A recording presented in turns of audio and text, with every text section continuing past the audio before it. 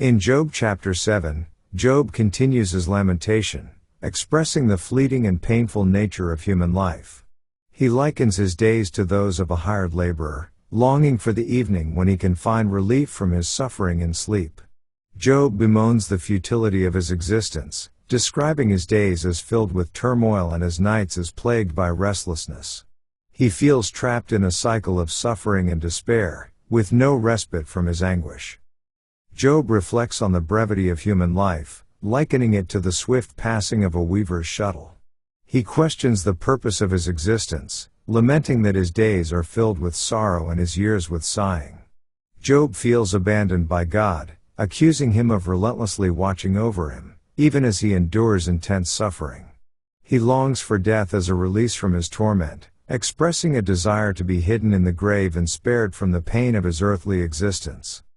Despite his despair, Job appeals to God for mercy and compassion, acknowledging his own frailty and mortality.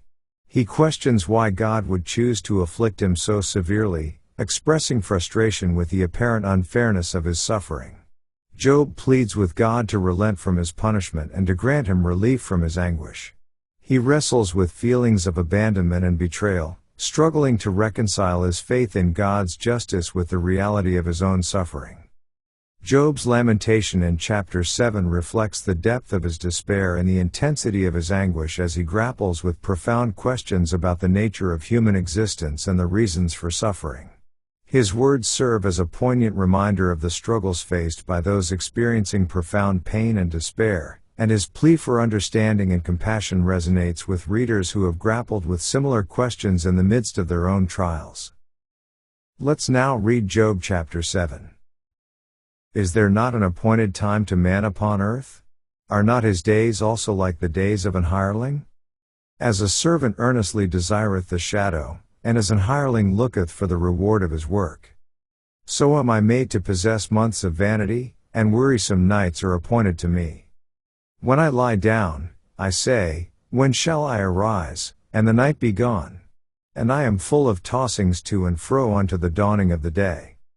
My flesh is clothed with worms and clods of dust, my skin is broken, and become loathsome. My days are swifter than a weaver's shuttle, and are spent without hope. Oh, remember that my life is wind, mine I shall no more see good. The eye of him that hath seen me shall see me no more, thine eyes are upon me, and I am not. As the cloud is consumed and vanisheth away, so he that goeth down to the grave shall come up no more. He shall return no more to his house, neither shall his place know him any more. Therefore I will not refrain my mouth, I will speak in the anguish of my spirit, I will complain in the bitterness of my soul. Am I a sea, or a whale, that thou settest a watch over me? When I say, my bed shall comfort me, my couch shall ease my complaint.